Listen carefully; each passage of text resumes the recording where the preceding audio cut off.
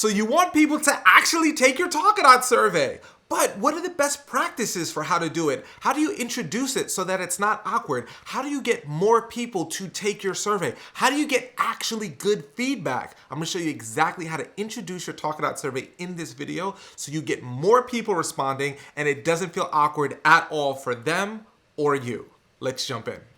So here's how you increase the amount of people that take your survey and don't make it awkward for you when you present it. The first thing that you want to do is on your Talkadot slide, you have this code here. This is connected to an offer.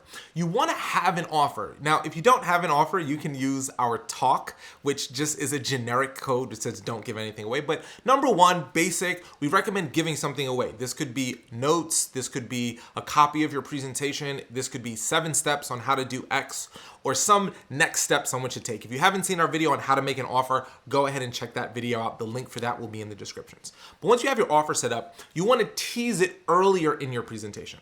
So you want to say, hey, if anybody wants to know, like here's what I like to do. I say, hey, if anyone wants copies of my slides, I'll show you how to get that at the end of my presentation so you don't have to worry about taking notes. I like to give away copies of my slides because people always ask me for them.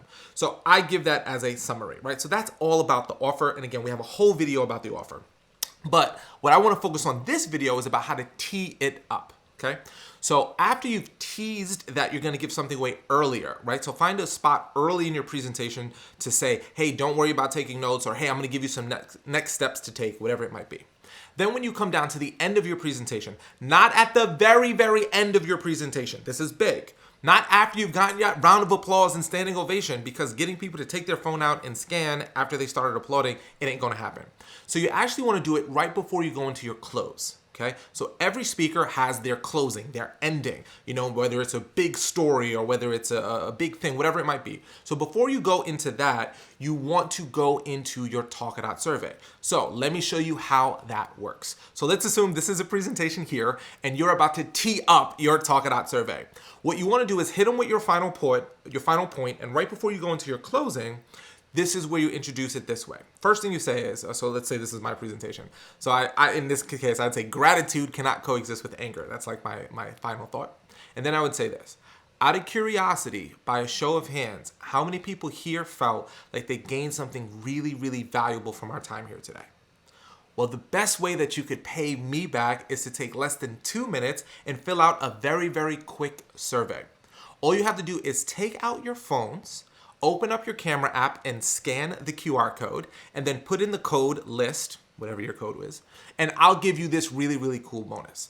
I want to know what you liked about my presentation so I can do more of it. I want to know what you disliked about my presentation so I can do less of it, because I'm on a mission to get my message in front of as many people as I can. And folks like you giving me your feedback is exactly how I do that. So I want you to take 2 minutes, scan the QR code, and then let me know when you're done. Now, if it's in person, what you do is you say, what I want you to do is when you're done taking the survey, I want you to put your phone down and look up so I know that you're done, and I'll leave you with one final thought before we go. And then give folks about 2 to 3 minutes to take the survey. Now, if you're virtual, what I encourage you to do is say, when you're done taking the survey, just write done in the chat, and I'll know you're done, and then I'll leave you with one final thought before we go. Now, there are lots and lots of psychological elements that are going to help you out here. So now let me break it on down very quickly for you, okay? So the first thing I do is before I ask for the survey, I get reciprocity. I ask by a show of hands how many people here found this talk valuable or they got something valuable today. Now, if we do our job, everyone should raise their hand. Now, at that moment, you've just poured into them all your amazing content and information, so their reciprocity to get back to you is at its highest. So by them confirming it, it now becomes easy for you to make an ask. Now, I pull the slide up and I'm very specific. I say, this less than 2 minute survey, I'm letting them know it's super quick.